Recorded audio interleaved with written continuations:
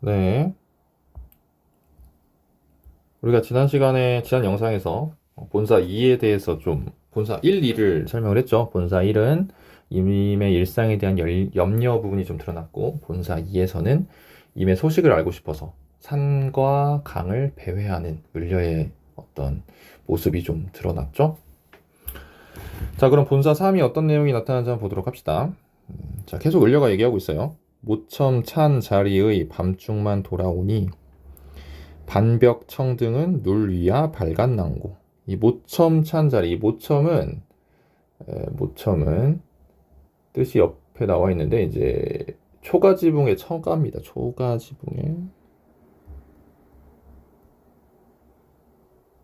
초가지붕의 처마. 그래서 초가집이라고 생각하면 되겠죠. 초가집에 돌아왔어. 강에 갔다가 돌아와가지고 초가집의 처마의 찬 자리에 밤중에 돌아왔습니다. 알겠죠? 밤중에 돌아왔는데 반벽청등. 반벽청등은 뭐냐면 청사로 장식한 등입니다. 벽에 벽 가운데 청사로 장식한 등이에요. 등 하나만 초가집에 초가집이 있으면 벽에 등 하나만 이렇게 청색 실로 장식된 등만 이렇게 빛나고 있다고. 누굴 위해서 밝았는가? 좀 외로움이 느껴지죠? 아무도 집에 없고 불빛만 하나 덩그러니 빛나고 있으니까 이 을려 입장에서 어떻겠어요? 외롭겠죠. 그래서 외로움이 느껴집니다. 외로움. 오르며 내리며 해 뜨며 바자니니 오르고 내리고 헤매고 서성이고 하다가 적은 덧 넋지나야 풋잠을 잠깐 드니 이 풋잠에 잠깐 들었죠. 잠에 잠깐 들었습니다. 그래서 기진맥진해서 힘이 다해서 풋잠에 잠깐 들었는데 정성이 지극하야 꿈의 님을 보았습니다. 이 꿈이 등장하죠. 이게 꿈인데 누구를 만나요? 사랑하는 님을 만났습니다. 옷 같은 얼굴이 반이나마 늙어세라. 옷 같았던 얼굴이 반 넘어 늙었구나. 이 아름답던 이 직유법이 쓰였죠? 직유법. 옷 같았던 얼굴이 반이 넘게 늙었구나. 왜 늙었겠습니까? 걱정, 근심이 많아서 늙었겠죠. 그래서 이렇게 한번 써볼까요? 예, 꿈에서 본 님의 모습이 초췌하죠. 이 부분 있죠. 네.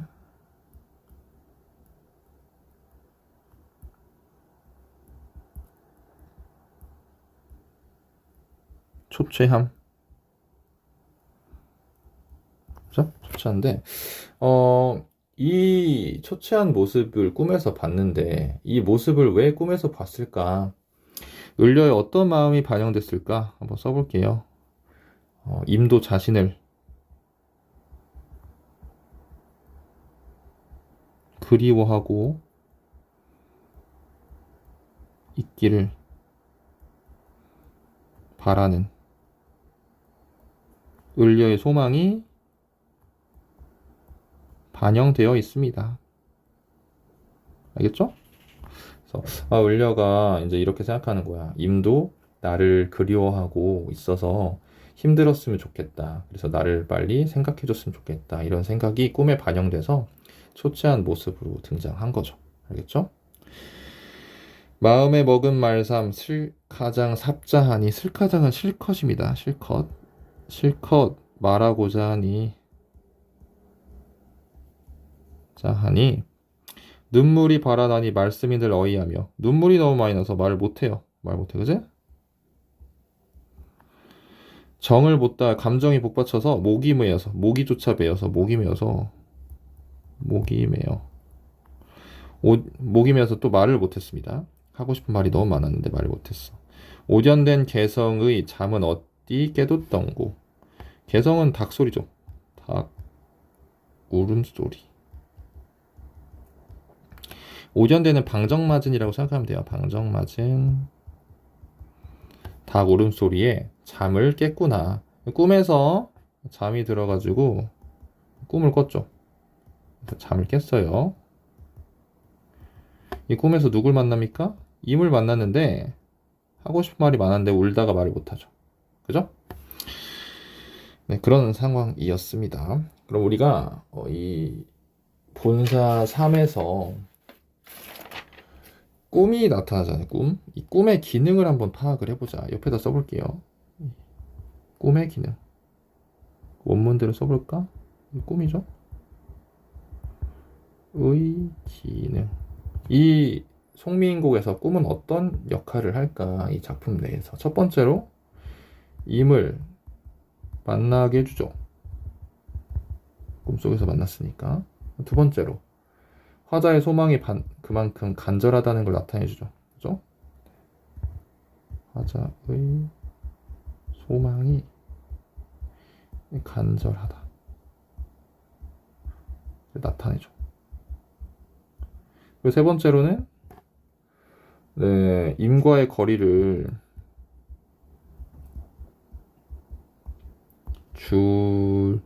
줄이려는 화자의 열망이라고 합시다. 열망이 좀 꿈처럼 허무하다.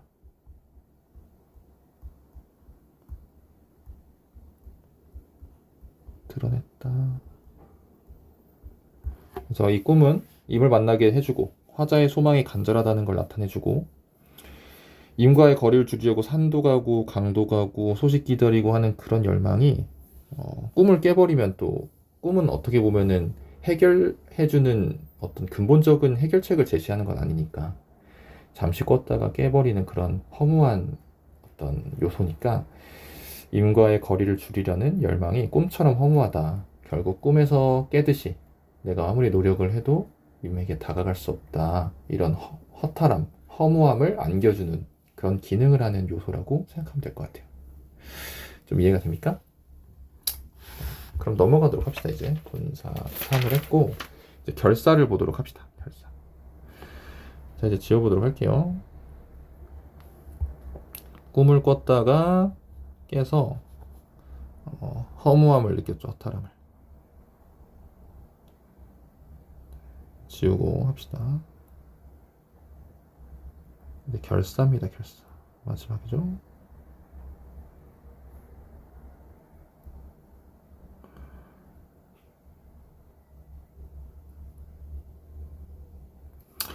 자, 보도록 할까요? 결사. 어와 허사로다. 이님이 어디에 간고? 아, 허사다. 허사는 무슨 뜻입니까? 헛된 일이다. 헛된 일. 헛된 일이구나. 이 님이 어디 갔는가.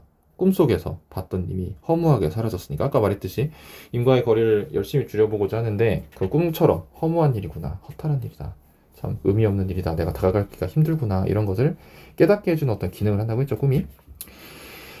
결을 내려앉아 창을 열고 바라보니 잠결에 일어나서 창을 열고 바라봤습니다. 이 사람이 지금 초가집에서 이렇게 초가집이 있다고 쳐봐요. 창문을 딱 열고 여기서 이렇게 밖을 바라보니까 어여쁜 그림자 날 쫓을 뿐이다. 가엾은 그림자가 이렇게 그림자만 달빛에 그죠? 그림자만 보이는구나. 좀 어떻습니까? 허탈함, 허무함 이 느껴지죠? 차라리 시어디어는 죽어서 나궐이 되어 있어. 나궐은 이제 달이죠. 달이 되어서 님 계신 창 안에 달 제대로 써볼게요. 님 계신 창 안에 반드시 비추리라. 환하게 비추리라. 그래서 이 사람이 을려가 무슨 생각을 합니까? 차라리 나 죽어서 달이라도 돼서 사랑하는 님이 계신 창 안을 내가 달빛으로 비추고 싶다. 이런 소망을 좀 드러냈어요. 그래서 여기다 이렇게 써볼까요? 죽어서라도 임에게 다가가고 싶은 염원.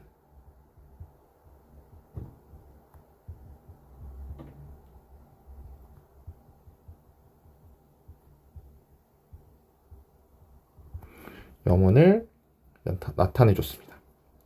네. 그래서 을려의 소망을 이렇게 마지막에 드러내고 있죠. 자, 여기까지가 을려였어요. 되게 길었죠. 한번 다시 볼까요? 어디서부터였냐면, 네. 이 매치니리 이시어이다. 여기서부터였죠. 여기서부터. 본사 1부터 여기서부터 쭉 와서 여기까지 이제 을려가 말을 했죠. 을려. 그죠? 을려가 말을 했고, 이제 이 다음에 누가 말합니까? 여기서부터 여기까지 다시 갑녀가 얘기합니다. 갑녀가 뭐라고 하죠? 각시님, 다리야카니와 달은 됐고 구준비나 되소서. 구준비나 되세요. 이 구준비와 달 어떤 차이점이 있을까? 그리고 공통점은 또 무엇일까? 왜 그리고 갑녀는 달 말고 구준비가 되라고 했을까? 이 의미를 좀 파악을 해볼까요? 의미를 좀 파악을 해보자. 자, 달이 이렇게 있고 나궐, 그지? 그리고 구준비. 공통점과 차이점을 한번 보도록 합시다. 공통점. 나궐이나 뭐 구준비나 전부 다 임에게 다가갈 수 있는 어떤 존재들이죠. 그래서 을려와 임을 이어주는 매개물이라고 할 수 있죠. 둘 다 이어주니까. 왜냐면 달도 달빛을 비출 수가 있고 비는 하늘에서 떨어져서 임한테 닿을 수가 있죠. 닿을 수 있으니까 매개물이라고 할 수 있고, 차이점을 볼까? 어떤 차이점이 있는지. 일단 나궐은 하늘 위에서 임을 바라보죠. 하늘 위에서 임을 바라봄. 반면에 구준비는 하늘에서 내려와서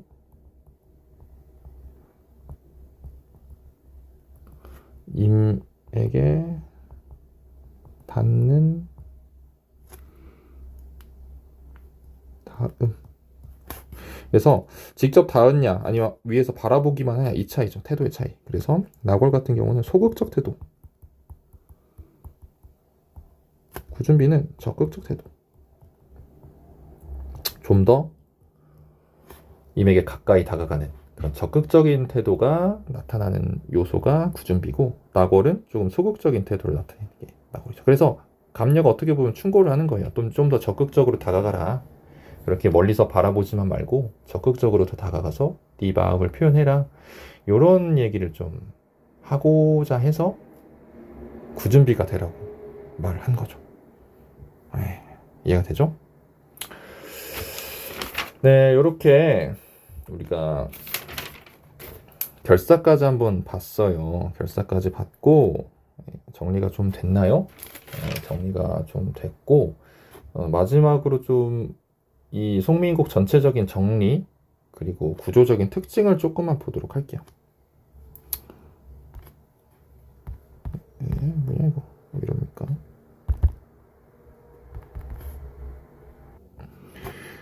전체적인 특징, 구조 특징들을 좀 보도록 할게요. 처음으로 좀 돌아와서 이 송민국의 특징을 좀 보도록 합시다. 특징. 이 송민국은 첫 번째로 뭐였습니까? 특징. 먼저 두 여인의 문답으로 구성이 됐죠. 두 여인의 갑녀, 우리가 편의상 이름을 지어놨죠. 갑녀, 을려. 문답으로 전개된다. 그치? 자, 근데 이 갑녀, 을려의 좀 특징을 알아볼 필요가 있죠. 갑녀는 어떤 인물입니까? 어떤 이 송민국에서 어떤 역할을 합니까? 자, 전개와 그리고 종결을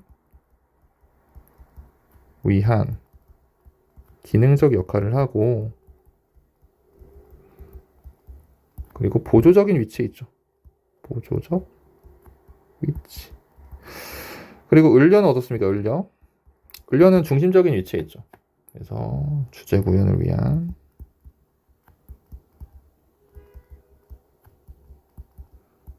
중심 역할을 합니다. 중심 역할을 하고, 그리고 작가의 처지를 좀 대변해주죠. 정철. 처지 대변해줍니다.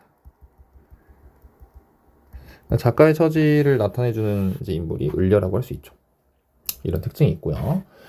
두 번째로 순우리말 구성. 한자어 사용이 적다. 이런 게 좀 특징이고. 그리고 맥락적으로 봤을 때는 충신 연주지사라고 해서 왕을 생각하는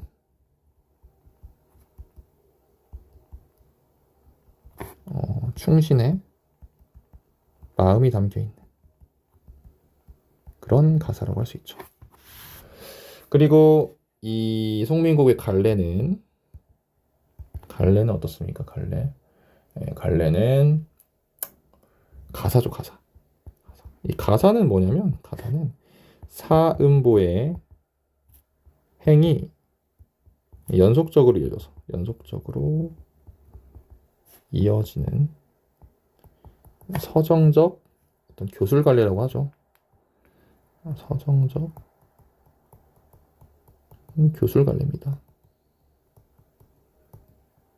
여러분 이걸 알고 있으면 사음보 행이 연속적으로 이어진다. 요거만 알고 있으면 됩니다. 그래서 운문의 한 갈래였죠. 우리 조선시대 때 시조와 가사가 되게 많이 창작되고 향유됐는데 그 중에 가사는 사음보의 행이 연속적으로 이어지는 그런 서정적인 교술관례의 한 분야라고 우리가 알고 있으면 됩니다. 요 정도 우리가 좀 알아봤어요. 모두 수업 듣느라고 수고했고 수행평가 안내 영상은 따로 올리려고 해요. 수행평가 안내 영상은 그것까지 참고해 보도록 합시다. 모두 수고하셨습니다.